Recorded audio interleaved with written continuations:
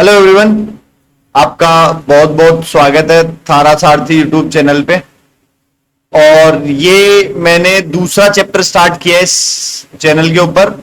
इससे पहले एक ट्रिग्नोमेट्री का चैप्टर पूरा हो चुका है, वेक्टर का एक लेक्चर हो चुका है। देखो प्लान ये रहेगा वेक्टर वाले चैप्टर के लिए, मैं पहले से क्लियर कर देता हूं वेक्टर के पूरे चैप्टर के लिए प्लान क्या है। वेक्टर में जनरली ये होगा कि एक लेक्चर होगा जिसमें 2 से 3 टॉपिक कवर होंगे, 2 से 3 टॉपिक कवर होंगे। जो ही ये टॉपिक पूरा होगा उसके बाद उसके 8 से 10 क्वेश्चन होंगे उन टॉपिक से रिलेटेड। मैं अलग अलग जगह से, अलग अलग बुक से, अलग अलग मटेरियल से सवाल उठा के ला रहा हूं। तो 2-3 टॉपिक हो गए, फिर उन 2-3 टॉपिक के सवाल हो गए। जैसे पीछे वाले लेक्चर में अपन ने वेक्टर को स्टार्ट किया था, उससे थोड़ी बहुत अंडरस्टैंडिंग समझी थी। इस लेक्चर में अपन उसके कुछ सवाल कर लेंगे। अगले लेक्चर में फिर 2-3 टॉपिक की थ्योरी देख लेंगे, फिर उससे अगले लेक्चर में थोड़े सवाल देख लेंगे। कभी कभी ये भी होगा कि टॉपिक छोटा होगा, इंपॉर्टेंट टॉपिक होगा, तो वो टॉपिक और उसके सवाल उसी लेक्चर में भी देख लेंगे। बट सवालों के अराउंड अपन बहुत ज्यादा जाएंगे। कॉन्सेप्ट सीखा वो एक अपनी जगह, कॉन्सेप्ट सीखना जरूरी था, स्टार्ट वही था। लेकिन कॉन्सेप्ट के बाद जो उसके सवाल होंगे ना, ये अपना मेजर टारगेट रहेगा। बिकॉज जब तक उस सवालों को प्रैक्टिस नहीं करोगे आप क्या ही कर पाओगे। मेन एग्जाम में आपको ना अपना कंटेंट नहीं दिखाना होता है, वहां जाके सवाल ही करना होगा। चलो फिर बिना देरी के शुरू करते हैं। हेलो एवरीवन, जो भी ये वीडियो देख रहे हैं मैं बता दूं उनको, मेरा नाम विकास कुमार शर्मा है and I have done my engineering from IIT Kharagpur which is a dream of like many of you. चलो स्टार्ट करते हैं फिर बिना देरी किए। आगे वाला पेज, एक मिनट। हाँ चलो भाई स्टार्ट करते हैं। ये भाई पहला सवाल है, पहला ही लेक्चर है, पहला ही लेक्चर के सवाल है तो थोड़े आसान से रहेंगे। उन्होंने क्या बोला कि ये एक वेक्टर गिवन है आपको, ये एक वेक्टर गिवन है भाई आपको, दिस इज दी वेक्टर। मैं लिखता हूं भाई वेक्टर क्या गिवन है मेरे को, cos alpha cos beta.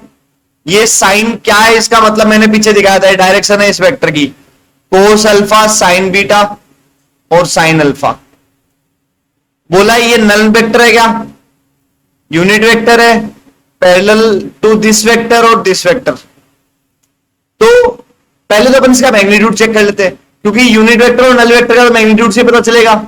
Null vector और यूनिट वेक्टर वो होते हैं जिनका मैग्नीट्यूड यूनिट का 1 होता है, नल का 0 होता है। तो चलो इसका मैग्नीट्यूड कैसे निकालेंगे,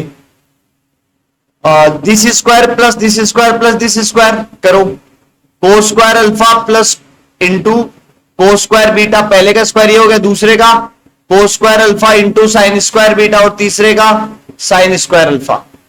आप नोट करो इन दोनों में से कोस स्क्वायर अल्फा कॉमन आ गया, अंदर क्या बन गया, cos square beta plus sine square beta. ये 1 होता है भाई, ये 1 होता है भाई, ये बहुत इंपॉर्टेंट और बहुत बेसिक प्रॉपर्टी है, ये 1 होता है भाई। तो इसके अंदर क्या बच गया, cos square alpha plus sine square, अरे ये भी तो 1 ही होता है। तो इसका मैग्नीट्यूड 1 आ गया, मैग्नीट्यूड 1 मतलब यूनिट वेक्टर, मैग्नीट्यूड 1 मतलब यूनिट वेक्टर। इसके पैरेलल तो हो नहीं सकता क्योंकि इनकी डायरेक्शंस 1-1-1 थोड़ी ही है। एक्चुअली ये तो अल्फा और बीटा पे डिपेंड करेगी, श्योर तो कुछ है ही नहीं।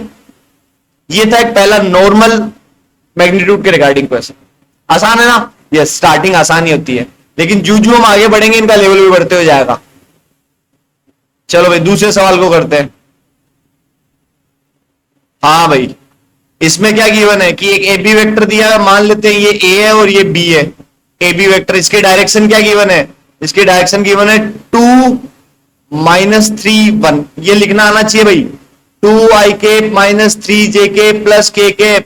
इसको मैं ऐसे लिख सकता हूं 2-3 और 1। फिर मेरे को क्या गिवन है, सी बी, एक पॉइंट सी है वहां से गिवन है सी बी, सी बी। ये वेक्टर की डायरेक्शन क्या गिवन है, 1-1-1।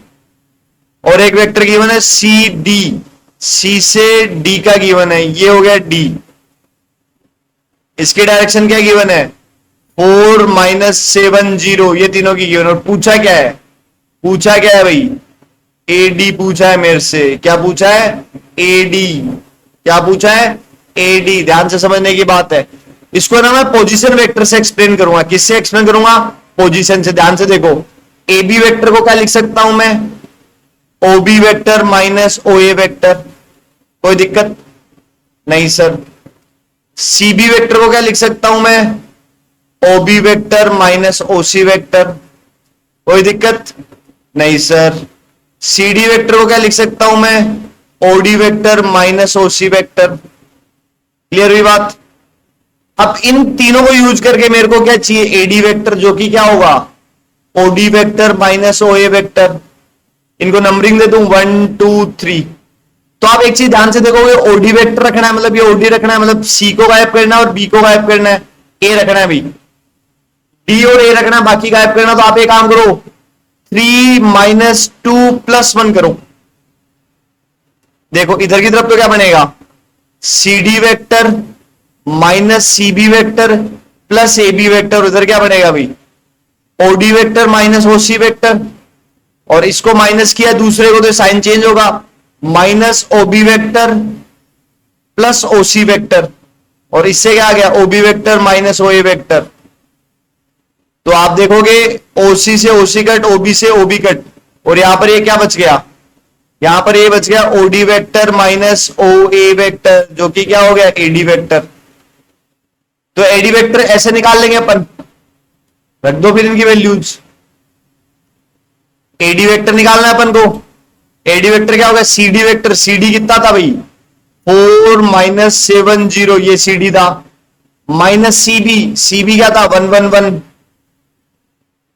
प्लस एबी, एबी क्या था भाई 2 माइनस 3 1। तो ये कितना आ गया, 4 में से 1 गए 3, 3 में 2 ऐड हुआ 5, माइनस 7 माइनस 1 माइनस 8 और माइनस 3 माइनस 11, 0 माइनस 1 माइनस 1 और प्लस 1 0। तो ये आ गया 5 माइनस 11, 5 माइनस 11। सेकेंड ऑप्शन दिख रहा होगा आपको, सेकेंड ऑप्शन दिख रहा होगा आपको, 5 और माइनस 11। इसको करने के और भी तरीके आपके दिमाग में होंगे, बट मैं इसको पोजीशन वेक्टर से उठाया हूं एकदम बेसिक से। ठीक है, चलो आगे बढ़ते हैं तीसरे सवाल की ओर। हाँ भाई, ये सवाल क्या कह रहा है कि आपको ना 3 पोजीशन वेक्टर्स गिवन है। पोजीशन वेक्टर मतलब कोऑर्डिनेट्स।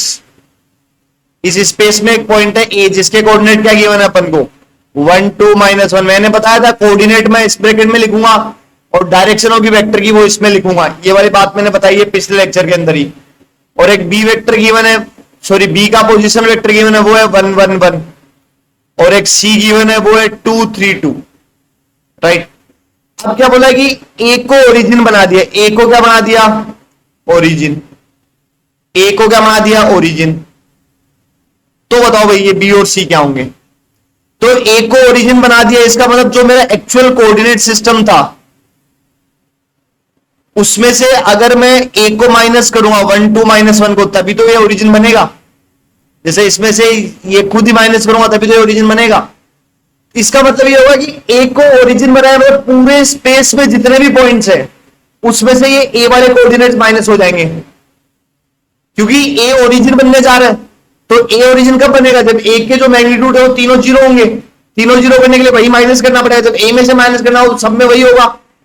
तो बी क्या आ गया भाई, बी में से 1 1 1, जो अपडेट बी अपडेट होगा वो इसमें से माइनस करो, 1 2 माइनस 1 क्या आएगा, ये आएगा 0 माइनस 1 2, 0 माइनस 1 2, ये बी आएगा। और सी क्या होगा भाई, सी अपडेट हो गए 2 3 2 में से क्या माइनस होगा, 1 2 माइनस 1। करो ये माइनस क्या आएगा यहां से 1 1 3। कौन सा ऑप्शन है देखो भाई, पहला ऑप्शन 1 2, ये तो नहीं है, पहला तो नहीं है। दूसरा 1 2, ये भी नहीं है। तीसरा माइनस 1 2 माइनस 1 2, ये तो सही लग रहा है। माइनस 1 3, अरे नहीं ये भी नहीं है। फोर्थ ऑप्शन समझे, किसी एक कोऑर्डिनेट को ओरिजिन बनाया, इसका मतलब वो वाले कोऑर्डिनेट सब में से माइनस होंगे। ठीक है, आगे बढ़ते हैं। शिफ्टिंग ऑफ ओरिजिन बोलते हैं इसको, शिफ्टिंग ऑफ ओरिजिन। ये देखो भाई, इस सवाल में क्या बोला है, the unit vector in the opposite direction of this vector. एक वेक्टर ए गिवन है, अब डायरेक्शन लिख रहा हूं तो मैं ऐसे लिखूंगा कि नहीं लिखूंगा, अरे ये ऐसे नहीं, लास्ट में, हाँ भाई ये ए गिवन है। अब ये मान लो ए वेक्टर इधर है, बोला पहले तो इसकी अपोजिट डायरेक्शन में जाओ, तो माइनस ए नहीं होगा। जब भी मैं किसी वेक्टर को उसके -1 से मल्टीप्लाई कर देता हूं तो उसकी डायरेक्शन चेंज हो जाती है। तो पहले तो बताओ माइनस ए वेक्टर कितना होगा, ये होगा 6 माइनस 3 2। अब बोला इस डायरेक्शन में यूनिट वेक्टर निकालो, तो यूनिट वेक्टर निकालने के लिए अपन क्या करते हैं, माइनस ए वेक्टर को माइनस ए वेक्टर के मैग्नीट्यूड से डिवाइड कर देते हैं, और माइनस ए वेक्टर का मैग्नीट्यूड कैसे आएगा, अंडर रूट ऑफ इसके तीनों का स्क्वायर, 6 का स्क्वायर 36, -3 का स्क्वायर 9 और 2 का स्क्वायर 4, ये हो गया अंडर रूट 49, जो कि आ गया +-7। अरे मैग्नीट्यूड है ना, मैग्नीट्यूड कहां प्लस माइनस होता है, मैग्नीट्यूड तो हमेशा पॉजिटिव ही होता है, मैग्नीट्यूड हमेशा पॉजिटिव होता है, magnitude is a distance. Clear है क्या बात? तो भाई ये आ गया भाई, जो मेरा माइनस ए वेक्टर था जो कि क्या था 6 -3 2, इसको डिवाइड कर दो 7 से, तो कौन सा ऑप्शन हो रहा है, देखो भाई ये तो नहीं है, 6 -3 -2 ये भी नहीं है, ये भी नहीं है, 6 -3 2 1/7, yes, third is the correct answer. तो अपोजिट डायरेक्शन निकालने के लिए माइनस से मल्टीप्लाई करते हैं, वाली बात ध्यान रखना भी।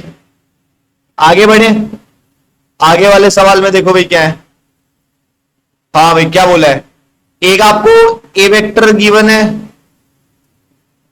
देखिए इन्होंने ना ये ब्रैकेट में दिया, बट ये मैं ना इनको ऐसे लिखना प्रेफर करता हूं, ठीक है, बी वेक्टर गिवन है, सी वेक्टर गिवन है, अपन को यूनिट वेक्टर निकालना है किस डायरेक्शन में, ए प्लस बी माइनस सी में, ए plus B vector minus C vector, unit vector इसके पैरेलल बट अपोजिट डायरेक्शन, तो सेम इक्वेशन हो गया पीछे वाला। चलो पहले ए प्लस बी माइनस सी निकालते हैं, वो कितना होगा भाई, ए 2 1 -1 2 1 -1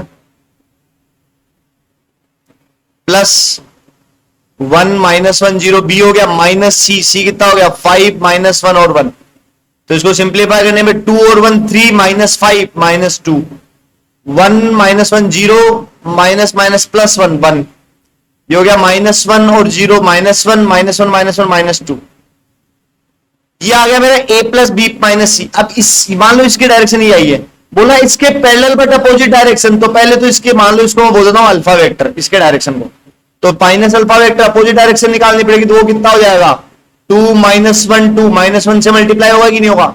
अब इस डायरेक्शन में क्या निकालना है, यूनिट वेक्टर, तो भाई साहब इसका निकाल लो मैग्नीट्यूड, कितना आएगा 2 का स्क्वायर 4 -1 का स्क्वायर 1 अगेन 2 का स्क्वायर 4 अंडर रूट 9, ये तो 3 आ गया। तो माइनस अल्फा वेक्टर की डायरेक्शन में अपन को यूनिट वेक्टर चाहिए, वो ऐसा होगा कि नहीं होगा, तो कितना हो गया भाई 2 -1 2 को डिवाइड कर दिया 3 से, 2 -1 2 है लेकिन ये तो -3 लिख दिया तो गलत होगी बात, 2 -1 2 1/3, हाँ ये सही बात है भाई, तो इसका करेक्ट आंसर हो गया सेकंड वाला। क्लियर हुई बात? चलो भाई आगे बढ़ते हैं अगले सवाल पे। हाँ भाई ये कुछ अच्छा दिख रहा है मेरे को, इसमें एक तो ये वेक्टर गिवन है अपन को और एक ये वेक्टर दिए, दोनों स्केलर हैं, पी और क्यू पॉजिटिव बताए हुए हैं, so length of the vectors are equal, मतलब इनका मैग्नीट्यूड इक्वल है। तो पहले वाला वेक्टर क्या था मेरा p3 4 और दूसरा वेक्टर क्या है √q 0 5, तो इसका मैग्नीट्यूड कितना आएगा भाई p² + 3² + 4² का अंडर रूट, जो कि हो गया p² + 9 + 16 अंडर रूट p² + 25, इसका मैग्नीट्यूड कितना आएगा भाई अंडर रूट √q का होल स्क्वायर + 5², तो ये हो गया under root q + 25 under root q + 25, ये दोनों इक्वल होंगे कि नहीं होंगे, तो ये आ गया p² = q। Is it clear? तो all values of p, q नहीं, ऑल वैल्यूज में तो 1, 1 आता है, ये तो सेटिस्फाई कर रहा है, ऑल वैल्यूज में 1, 2 भी तो आता है, p1 है और q2 है, वो कहां कर रहा है, ऑल वैल्यूज तो नहीं होगी, ओनली फाइनाइट। फाइनाइट क्यों होगी भाई, बहुत सारी वैल्यू है कि p की इनफाइनाइट वैल्यू जाएगी तो q की भी तो इनफाइनाइट आएगी, p रियल में से कुछ भी ले लूं मैं, सारे हर एक वैल्यू p और q की नहीं होगी, बट p की हर एक वैल्यू ले लो उसके रिगार्डिंग कोई ना कोई q मिलेगा, तो फाइनाइट भी नहीं होगा। अरे नो वैल्यू कैसे, बहुत सारी वैल्यूज है, 1 1 रही एक वैल्यू, तो इनफाइनाइट वैल्यूज होंगे। और दूसरी बात ये देखो ना, ये पैराबोलिक रिलेशन है, इसका ग्राफ कुछ ऐसा बनेगा, तो इसके ऊपर जितने भी पॉइंट है वो सारे के सारे इसका सॉल्यूशन नहीं होंगे क्या, तो इनफाइनाइट है कि नहीं है, यस इनफाइनाइट है। चलो आगे बढ़ते हैं, कोई और सवाल है क्या, यस एक सवाल और है भाई, ये देखो क्या है, let us define the length of a vector as. Okay, मान लो अगर मैं आपको एक वेक्टर दूं ai + bj + ck कैप, और इसकी लेंथ डिफाइन कर रहा हूं मैं, इस बार थोड़ा मतलब अलग कहना चाह रहा है ये, हम लेंथ अलग करते हैं, हम जो लेंथ करते हैं वो क्या होती है, हम जो करते हैं वो लेंथ ये होती है a² + b² + c², ये क्या कहना चाह रहा है कि इसकी लेंथ को ऐसे डिफाइन करो। अरे ये वेक्टर नहीं है ना, ये A plus B plus C के जो तीनों कोऑर्डिनेट उनका कोऑर्डिनेट क्या बोला है, let us define the length of the vector as this. चलो ये लेंथ ऑफ वेक्टर हो गई। The definition coincide with the usual definition, वाली डेफिनेशन और जो यूजुअल डेफिनेशन है ये दोनों सेम होगी। ये दोनों क्या होगी, सेम कोइंसाइड करे। कब कोइंसाइड करेगी, कोइंसाइड कब करेगी, ये तो तभी पॉसिबल है ना जब कोई दो जीरो हो जाए। मान लो बी और सी जीरो हो गया तो इधर से कितना है अंडर रूट ए स्क्वायर जो कि क्या हो गया मोड ए, और इधर से क्या हो गया बी और सी जीरो थे मोड ए, या ए और सी जीरो हो जाए या मतलब कोई दो जीरो होंगे तभी तो ये दोनों सेम होगी। ये दोनों सेम तभी होंगे ना जब ए बी और सी में से कोई दो जीरो होंगे। तो कोई दो जीरो ऐसा तीनों जीरो होंगे तब तो कोइंसाइड। ये तो यूनिक केस हो गया, ऑलवेज थोड़ी है। इसके अलावा तो बहुत सारे बच गए। सी जीरो नहीं है, ए और बी जीरो वाला केस भी तो बच गया। Any one of the ABC होना है, एक कोई जीरो हुआ तो इधर से क्या बनेगा ये, और इधर से क्या बनेगा ये, दोनों सेम थोड़ी होते हैं। Any two will be same, तीनों इक्वल हो जाए तो चलो चेक करते हैं ये वाली बात। अगर तीनों इक्वल हो गए तो ये क्या बन गया थ्री मोड है, और इधर से क्या बन गया अंडर रूट थ्री ए स्क्वायर मतलब रूट थ्री है। इधर से आया रूट थ्री मोड है, इधर से थ्री है। तीनों सेम होने पे भी नहीं होगा, कोई दो जीरो होने ही पड़ेंगे। क्लियर हुई क्या बात, और भी सवाल करने ही है। चलो ये थे अपने 7 सवाल जो अपने पहला लेक्चर कवर किया था उसके रिगार्डिंग। अब अगले लेक्चर में अपन थोड़ी थ्योरी पढ़ेंगे, कुछ सवाल भी करेंगे, और उसके बाद अगेन एक लेक्चर आएगा जिसमें केवल सवाल रहेंगे। Okay, thank you.